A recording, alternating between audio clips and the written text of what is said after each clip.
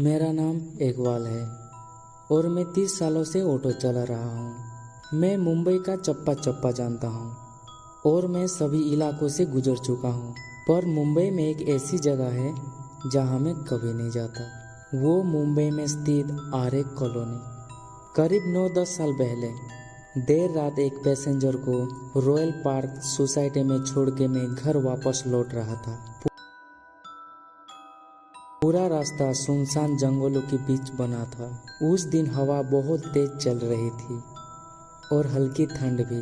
मैं किशोर कुमार का गाना गुनगुनाते हुए जा रहा था कि अचानक मेरे ऑटो के सामने एक औरत आ गई और मैंने झटके से गाड़ी रोकी और मैं उस औरत से माफ़ी मांगने के लिए नीचे उतरा, मगर वहाँ दूर दूर तक कोई नहीं था।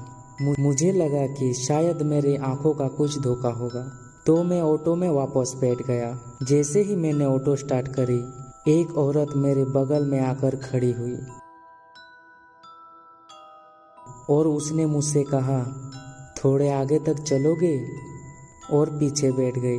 उस औरत ने फटे पुराने कपड़े पहने थे और एकदम मिट्टी में लिपटी हुई।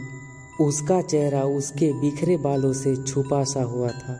मुझे थोड़ा अजीब सा लग रहा था कि रात के 3 बजे एक औरत कहाँ जा रही है। मैंने उससे पूछा, मैडम कहाँ जाना है आपको? उसने जवाब में कहा, आगे एक शमशान है, बस वहाँ तक। ऑटो के मिरर से जब मैंने उसे देखा, उसकी आंखों में एक डरावनी चमक थी।